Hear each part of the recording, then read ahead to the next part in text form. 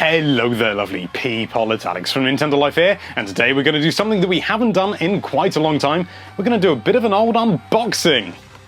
Old times, eh? Yes, we are going to be looking at these two dual-link controllers by Retrobit, and they are lovely and Capcom-themed. So let's not muck around any further and let's get into these. Although I am going to need a knife. Oh, there's one here. I'm more prepared than I thought. I'm just going to slide this in here, slide this in here, if I can do it properly at all.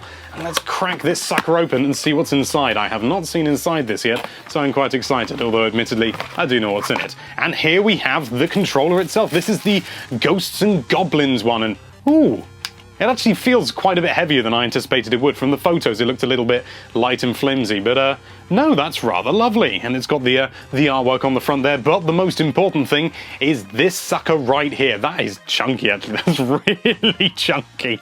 There's an arrow on it and everything, and it sort of suggests that there's maybe something you can do with it, but I don't think you can. Yes, this is where the dual link thing comes in, because you've got a USB here, and this more specifically is important because it is for a NES, or a NES as I'm going to call it for the rest of this video, just to annoy everyone who hates it when I pronounce it that way. Before I get any further into the whole sort of controllers themselves, let's crack open the other one, shall we? Once again, knife in this way. This is also a very handy instructional video if you don't know how to open these boxes, so do take that into consideration. Crack this sucker open, and we have got the Mega Man one as well.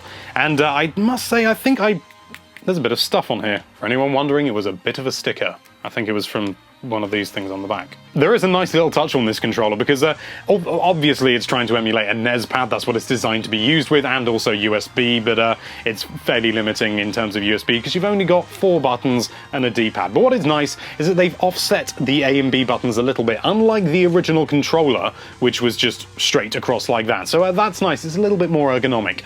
Medium marks, because it's not difficult to do. The designs printed on here are fairly crisp, but they're a little bit, I don't know, there's this sort of film that they put over the top. I'm guessing it's some sort of protective, sort of scratchy, plasticky thing, just designed to protect the artwork, but unfortunately it softens it a little bit. I would like it a little bit sharper, and I think it's muted the colours just a smidge. But apart from that, they're nice little controllers. The buttons are nice and responsive, not too clicky, not too spongy. The start and select, again, you know, nice, just what you'd expect really. Very similar to a SNES controller in that regard.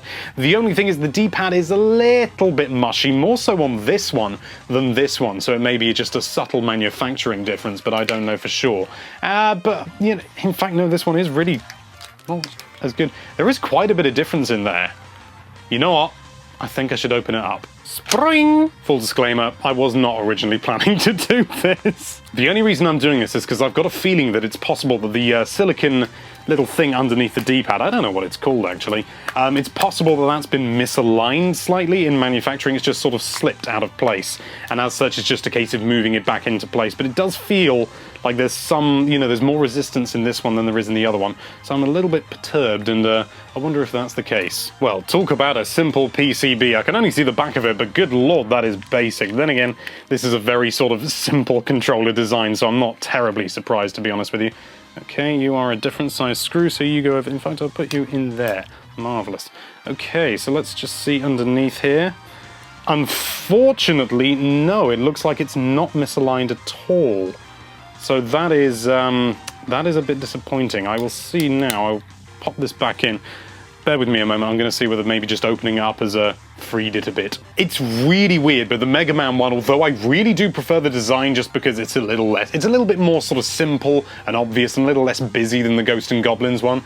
It's just such a shame that this D-pad, for some reason, is just so much firmer and sort of mushier than this one. It's almost like, for both of them, you can almost push the whole D-pad down at once, but it doesn't feel like you can actually make contact left and right at the same time, which is a good thing, because that's bad for the NES. But apart from that, you know, it's a really difficult thing, because although these are very functional because you can use them USB and on a NES, I would say if you want to go for function, then go for the Ghosts and Goblins one. Why do I want to call it Ghouls and Goblins? I think that's what it was called over here, maybe. And but if you just want to go for like something to stick in a frame or something, just something for visual appeal, I like the Mega Man one. Unless you prefer the Ghosts and Goblins one. It's your choice. If you want to pick up either of these, then make sure you check out the link in the description down below. Thank you you so much for watching. If you like this video, then why don't you find a dual way to enjoy that subscribe button, and be sure to check out nintendolife.com for all sorts of lovely Nintendo-related content. Thank you again for watching. Bye-bye.